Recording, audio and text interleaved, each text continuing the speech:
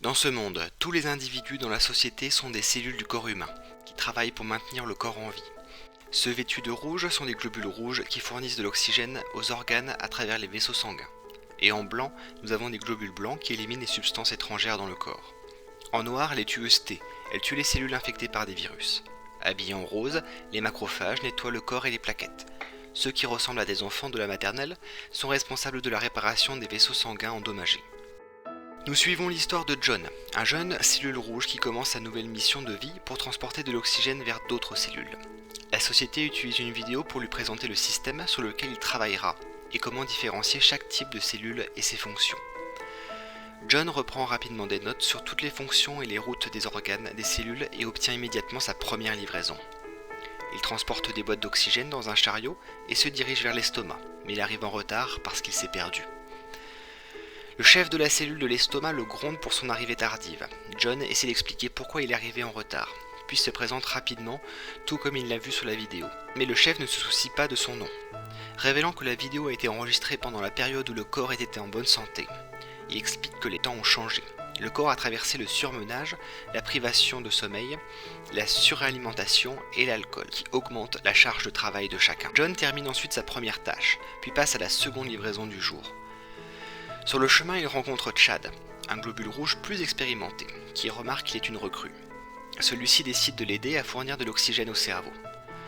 Tout à coup, du monoxyde de carbone commence à sortir du vaisseau sanguin. Les globules rouges sont transformés en zombies. Soudainement, une bactérie appelée Coccus de la pneumonie apparaît de nulle part. Il s'agit d'une bactérie qui cause la pneumonie et tue les cellules. C'est pour absorber les nutriments que les bactéries essaient de les attaquer. Mais Sacha intervient, elle combat les bactéries sauvant Chad et John. Mais avant qu'elle ne puisse toutes les tuer, Chad sacrifie sa vie pour terminer son travail et apporter l'oxygène au cerveau. John essaie de le suivre, mais Sacha l'arrête. Il se dirige ensuite vers les poumons, pour découvrir ce qui a causé le gaz toxique dans les poumons. Tous deux sont choqués de voir à quel point l'endroit a l'air sale. Ils voient tout plein de goudron et l'une des cellules lui explique que le corps humain a de nouveau fumé après 10 ans d'arrêt. Lors de sa troisième livraison, John est allé dans la salle de la bouche et a remarqué que tout était en feu. Tout à coup, un tas de bactéries commence à attaquer, mais Sacha et son groupe ont réussi à arriver à temps pour tuer la nouvelle menace. John les remercie, mais il y a une autre menace. Une inondation se produit soudainement. L'humain a décidé de se gargariser avec un rince-bouche, tuant presque les globules blancs et rouges. Mais finalement, tout le monde parvient à s'accrocher et rester en vie. John rentre et rencontre ses camarades, mais le travail commence rapidement à devenir désordonné lorsque les gicleurs au plafond commencent à pulvériser de l'alcool. Un globule rouge vétéran décide alors de montrer aux recrues comment réagir et les emmène au foie pour se nettoyer. Il se dirige vers le foie et pénètre dans un bar d'hôtesse. Là-bas, les hépatocytes les nourrissent avec de l'ADH et de l'ALDH pour les détoxifier des effets de l'alcool. John regarde autour de lui et voit tout le monde passer un beau moment. Mais lui, d'un autre côté, ne se sent pas si heureux de sa vie. Il se souvient encore que Chad a sacrifié sa vie pour fournir de l'oxygène au cerveau.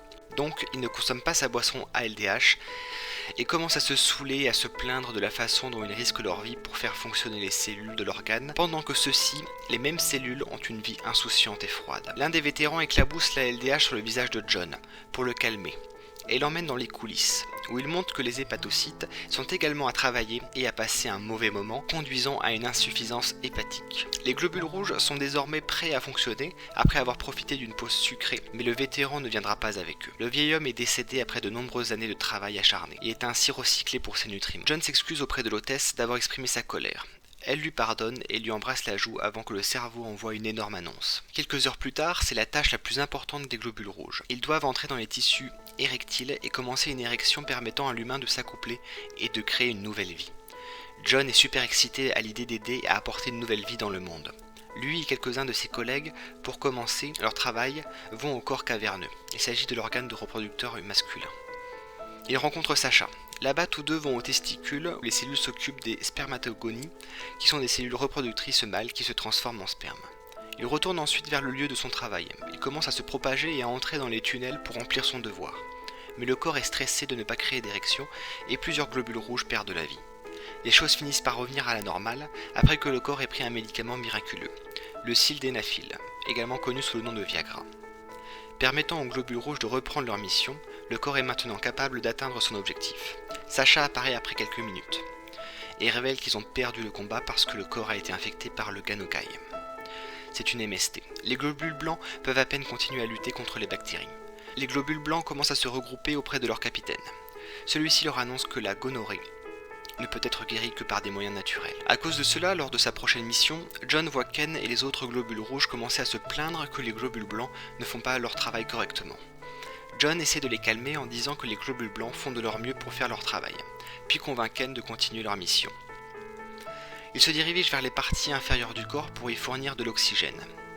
Ils trébuchent sur une allée de globules blancs morts remplis de bactéries paganocoques, qui les surprennent. Mais ils sont sauvés par un globule blanc, celui-ci finit par s'effondrer suite à une longue bataille. Bien que ce soit dangereux, les globules rouges continuent jusqu'à ce qu'ils rencontrent un groupe de globules blancs capturés par les bactéries gonocoques. Les gonocoques essaient de les inviter à rejoindre le côté bactérien, car toutes les autres cellules ont peur des globules blancs. Mais ils refusent et les bactéries décident de les tuer.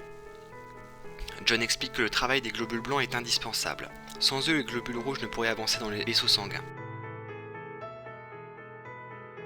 Soudain, une lumière apparaît. Le corps a pris de la pénicilline, ce qui permet aux globules blancs de combattre plus facilement les bactéries et de les tuer en guérissant la maladie des MST du corps. Après la résolution de ces nombreux problèmes, John commence enfin à se sentir bien dans son travail. Lors d'une de ses livraisons, il est envoyé dans des cellules de la matrice capillaire où il rencontre Sacha qui s'entraîne. Bien qu'elle soit toujours blessée par le combat contre le Gonakai, les deux parlent et Sacha dit qu'il lui a sauvé la vie en détournant l'attention de la bactérie. Mais une cellule tueuse qui passe commence à l'insulter en blâmant les globules blancs pour l'augmentation de la charge de travail. John reprend sa mission et découvre que les follicules pileux ont une inflammation psychologique du corps. Le stress a rendu l'une des cellules pileuses folle. Elle attaque maintenant les cellules de la matrice capillaire parce qu'elle pense qu'il s'agit des cellules cancéreuses, forçant le corps à devenir chauve. John essaie de les arrêter en rassemblant des globules rouges pour transporter l'oxygène vers les cellules ciblées, afin de les garder en vie. Mais les choses empirent lorsque la cellule killeuse T envoie des cytokines, ce qui accentue la folie des cellules tueuses. Et elles détruisent tout. Certains droïdes de combat appelés stéroïdes apparaissent et les arrêtent. Le plan de John a réussi à sauver les racines des cheveux, mais il commence à se demander pourquoi il devrait continuer à travailler dur dans cet environnement. Un peu plus tard, John et Ken tombent et se salissent. Ils décident de se diriger vers les reins pour prendre un bain. Mais les globules rouges ne peuvent échapper à la dure vérité que le corps est faible. Ils trouvent que les reins sont tout aussi occupés et stressés que tout le monde. Mais Grant, qui est en charge, ne les laissera pas se reposer ou se plaindre. Elle dit que les reins sont des organes silencieux, qui devraient faire leur travail sans rien dire. Mais l'état du corps ne fait qu'empirer. Les garçons repartent. Ils font la rencontre d'un calcul rénal d'1 centimètre. Celui-ci déchire leur terre, ce qui tue de nombreux globules rouges. Un tube est ensuite soudainement introduit dans le corps par l'urètre pour briser la pierre. Même si le tube a résolu le problème des calculs rénaux, il a également causé un gros problème. Des bactéries appelées pyélonéphrite aiguë ont envahi le corps. Si les bactéries ne sont pas prises en charge, elles peuvent pénétrer dans la circulation sanguine, ou pire encore, provoquer une septicémie. John retourne au rein et dit aux glomérules de partir pendant que les globules blancs éloignent les bactéries. Mais Grant leur dit qu'ils ne peuvent pas s'en aller. Soudainement, une énorme bactérie apparaît. Elle s'apprête à tuer une glomérule. Grant sacrifie alors sa vie pour protéger les glomérules, tout en donnant à Sacha une chance de tuer la menace. Avant de décéder, Grant s'excuse pour leur charge de travail, expliquant que leur parole est importante pour le corps. Le corps prend alors des antibiotiques, rendant les bactéries plus faibles et permettant aux globules blancs de vaincre la menace. La prochaine mission de John et Ken est de transporter l'oxygène vers la partie inférieure du corps où ils trouvent une thrombose veineuse profonde qui est un caillot de sang. De plus, un globule rouge senior essaie de les tuer en les poussant dans le caillot de sang. Heureusement pour eux, Sacha arrive juste à temps et les sauve. Le caillot de sang se décompose et se déplace à travers le corps en tuant les globules rouges jusqu'à ce qu'ils restent coincés dans l'artère pulmonaire, provoquant l'arrêt de la respiration du corps. John a une idée et dit aux globules rouges d'aller dans les poumons par les artères radiales. Certains des globules rouges suivent John à travers les artères étroites et parviennent à fournir un apport d'oxygène aux poumons, leur permettant de dissoudre le caillot sanguin et de survivre. Sacha dit à John qu'il a sauvé la situation et le remercie pour son travail acharné. Quelques mois plus tard, le corps a un ulcère à l'estomac. Celui-ci a besoin d'oxygène et de nutriments des globules rouges pour guérir. Les éclaboussures d'acide gastrique commencent à tuer quelques globules rouges, faisant fuir Ken. Mais celui-ci finit par revenir. Il s'avère que H. pylori est la cause de l'ulcère, forçant Sacha et les globules blancs à se battre. Il fait trembler le sol et l'éclaboussure d'acide gastrique frappe la jambe de John. Ken le sort de l'acide, mais ensuite il meurt. John devient fou en disant que Ken est toujours en vie, mais un gaz Excel le frappe sur la tête en disant que Ken ne reviendra plus jamais. Le corps prend un traitement externe approprié pour se débarrasser de l'infection et les globules blancs gagnent le combat, tout le monde est content, après cette longue bataille.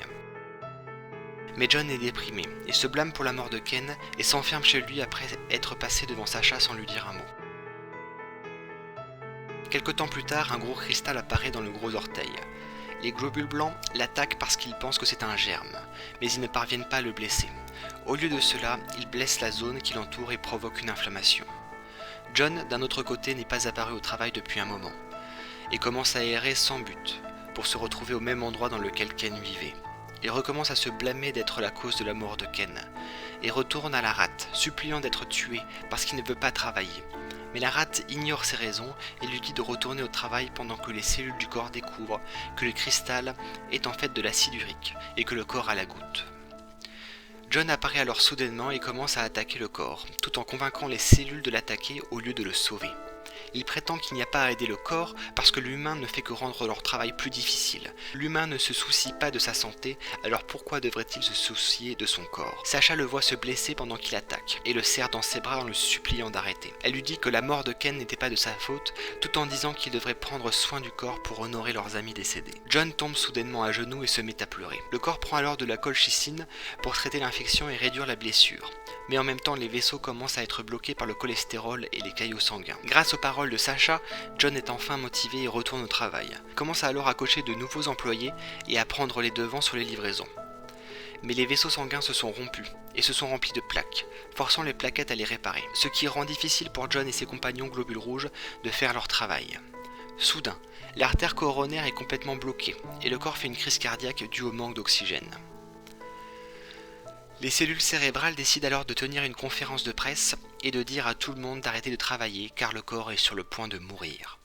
Bientôt le cœur s'arrête de battre et le corps s'arrête de fonctionner. Mais John ne veut pas abandonner. Il a récemment trouvé une nouvelle motivation pour rester en vie et il décide de chercher de l'oxygène pour essayer de raviver le cœur. Le corps commence à recevoir des coups de défibrillateur faisant fibriller le cœur. John revient et vérifie la situation.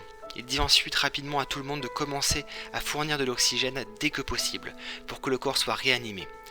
Mais certains vétérans des globules rouges commencent à se disputer parce qu'ils ne veulent pas être à nouveau obligés de travailler dans des mauvaises conditions. Mais John crie qu'il travaille parce qu'il veut finir le chantier et que le cœur batte de nouveau. Cela commence à faire effet et tout le monde reprend espoir. Le cœur recommence à battre. Un stent est ensuite placé dans l'artère coronaire pour ouvrir le blocage et rétablir le flux sanguin. Les globules rouges commencent rapidement à travailler sur les livraisons et s'assurant que toutes les cellules du corps obtiennent suffisamment d'oxygène pour survivre. Un certain temps s'est écoulé et le cerveau a commencé à prendre les bonnes décisions. Il a cessé de consommer du tabac, de l'alcool et des aliments malsains.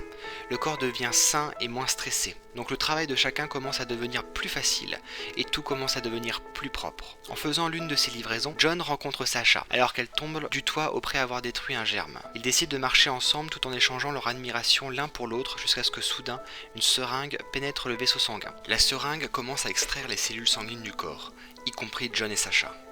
Ils se réveillent et sont horrifiés de découvrir qu'ils sont dans un nouveau corps qui est dans un état pire que l'ancien.